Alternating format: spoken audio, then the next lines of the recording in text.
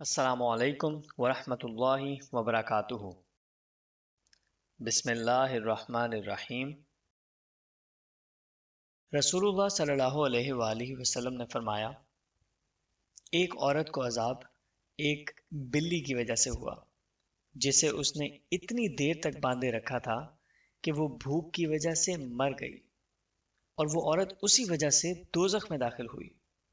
نبی کریم صلی اللہ علیہ وآلہ وسلم نے فرمایا کہ اللہ تعالیٰ نے اسے فرمایا تھا، اور اللہ تعالیٰ ہی زیادہ جاننے والا ہے، کہ جب تو نے اس بلی کو باندھے رکھا اس وقت تک نہ تو نے اسے کھلایا، نہ پلایا، اور نہ چھوڑا کہ وہ زمین کے کیڑے مکوڑے ہی کھا کر اپنا پیٹ بھر لیتی۔